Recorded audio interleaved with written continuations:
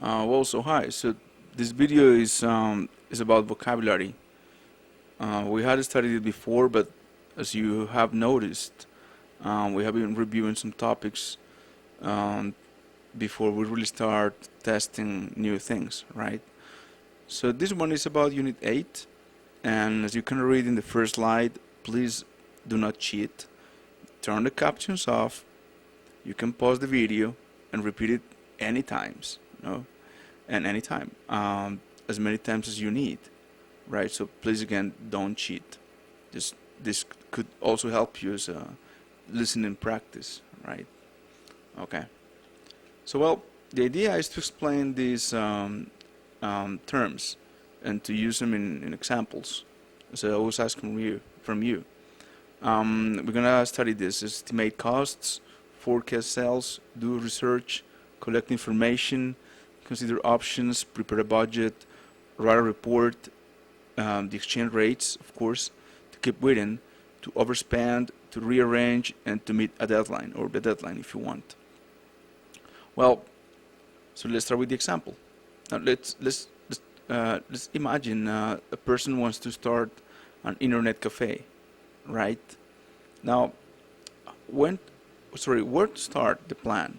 Now, many times people start by the money, like how much money you have to start it. Other people start by considering alternatives or having a look at their dreams and plans. Well, let's say we're going to start by considering many design options or alternatives. So here we have three. We have like two offices. One of them is vintage, and the other one is like a very crowded room. Now, the first one is you can see the design is very classic. Sorry, it's very modern, minimalistic, I would say. Second one is like vintage. The third one, well, it's a very commercial place, right? Now you have to consider these options. Um, to do so, you can think of them as short-term business or long-term business. If you're planning to start a short-term business, well, I think you have to go inexpensive, right? You just buy the simplest, cheapest, and most straightforward software, CPUs, and chairs and tables or desks. If you want a long-term business, well, I guess you have to pay more attention to design and to other characteristics, right? So that's considering options, right? You consider chairs, tables, computers, software, windows, paint, right? Then we have to collect more information. Of course, let's guess we don't know the place. It can be a place in the city, I mean downtown, or in the suburbs. Right now, to collect information, most people just do research. Well, you can do it online. You can ask people personally on the streets. You can knock on their doors. You don't really have to do research. You can actually just walk around and see if there are other internet cafes, right? But yeah, again, you can find a place in the sorry downtown or in a suburban area, right? You do research. You see what people would prefer. Maybe people in the area, um, they are high class, let's say, and they want a very elegant place with lots of space and illumination. If you have a lot of university students and teachers, probably they just need a computer to check their email and do some homework and just go home. So yeah, depending on people you have to you will select the place. So do research. Then, well, after you do research, of course you have to consider the people who are going to be at your business. Maybe you only will need a receptionist or two. What receptionist? Well, a person who can handle money, who can deal with customers, and who's nice, right?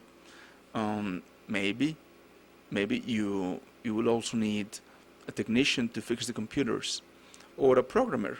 Well, that's very extreme. Now, let's say you start your business, and the first month you see that many people go and check their emails, but you also see many people going and asking you about programming issues. So in that case, you can forecast that for next month, you will need a programmer, part-time, full-time, I don't know. You have to forecast that. If 20 people come to you asking for advice about software, then I guess you will need to hire a full-time programmer. Maybe some people will bring their computers to you to have them fixed. So in that case, you can forecast that people are going to buy that service as well. I mean, they're going to need some repairs, so you will need a technician, right? So based on forecast, you can modify some of the business, right? Of course, you have to make sure you don't overspend. These people have salaries and they are not inexpensive. So, I mean, ideally, you could hire them all, but you should not do that because you could overspend. You just have some money and you cannot spend more than that money, okay? So just don't overspend. Well, if you don't have time to do that, to do the market research and to do sales forecast and all that, maybe you just need to meet a deadline. So in that case, you could just hire a bunch of students, like University of Antioch students, have them do the market research, ask questions, go there, find out, talk to people, uh, search competitors and all that. They could collect the information, and then you could give that information to a nerd, I mean a very good student, and he could write a report for you. Then, I mean, if you really have to meet a deadline, it means you don't have time to waste. You can delegate this job, right? So they would collect the information for you, and they will write a report for you, and based on the report, you can just make decisions, right? Well, so sometimes when you start a business, you have great expectations, but they they don't always, sorry, they are not always realistic.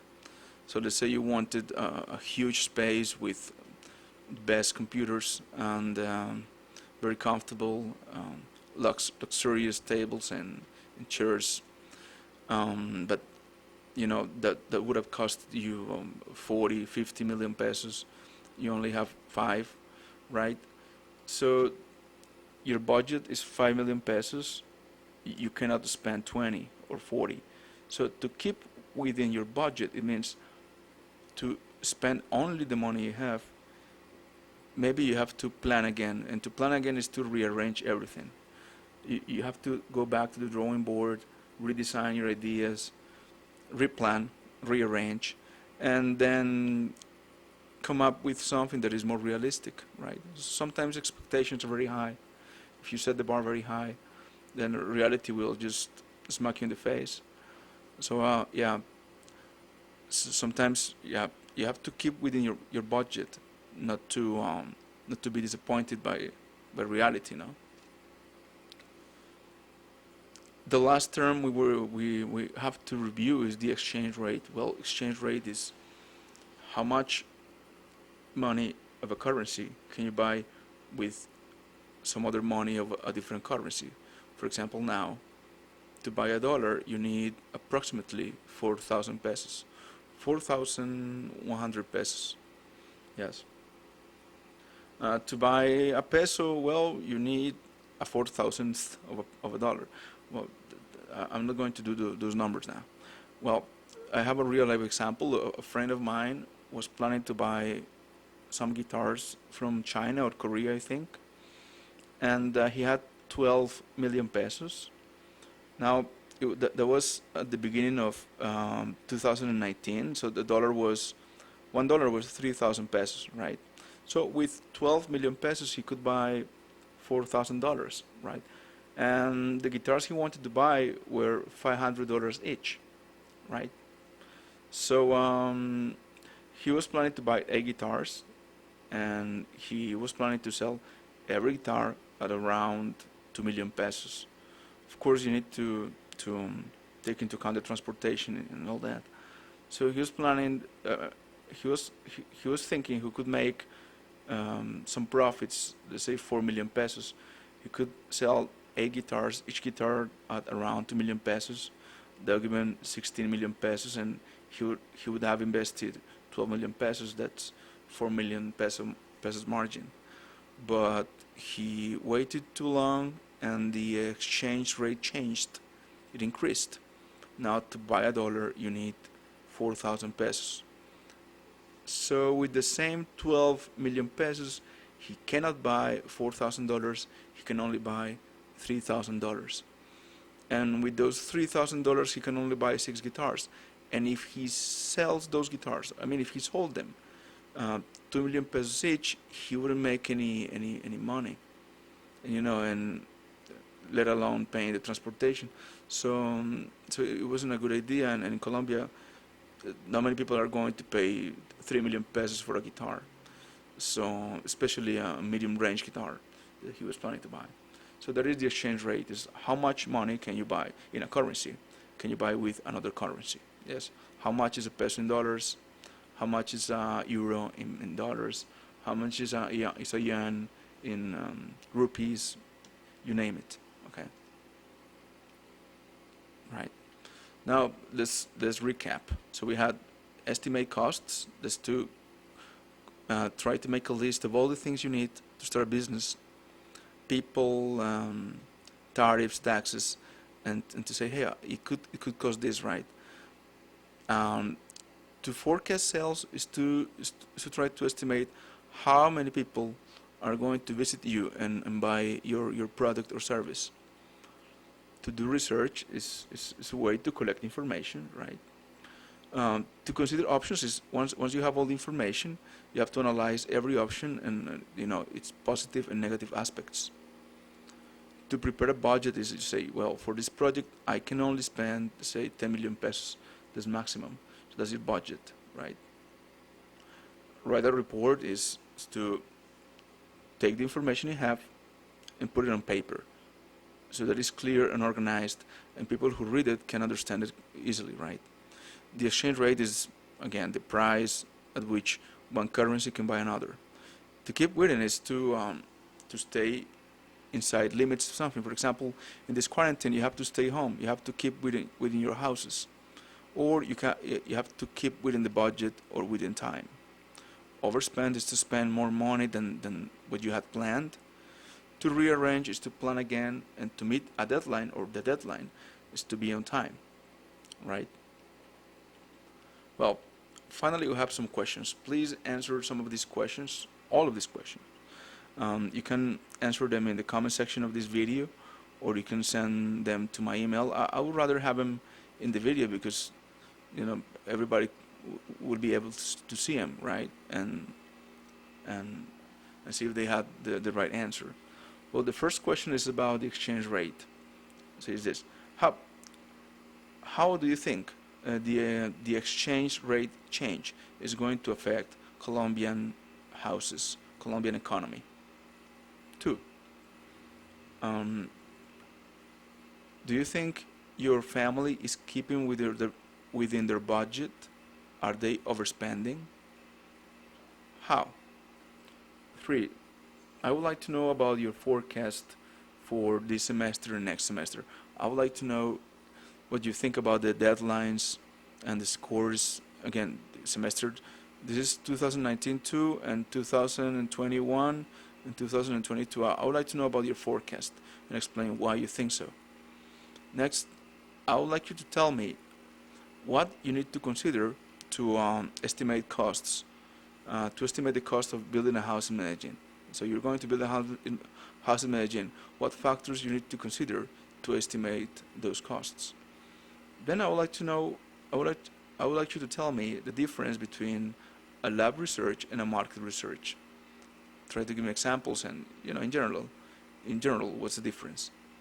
And finally, some of you study economy, some of you study management, some of you study accounts, right? So I would like to know what options you considered before making the decision of starting the career you ended up studying, right?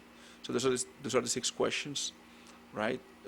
Remember, after this short review, we're gonna have a quiz in Edmodo, and this is not for official Mares things, but but in the future, in the near future, probably next week, we're gonna start like sorry, we're gonna continue with the course, right? So please watch the video, do the exercises, check the vocabulary, and answer the questions, and then see you when I see you.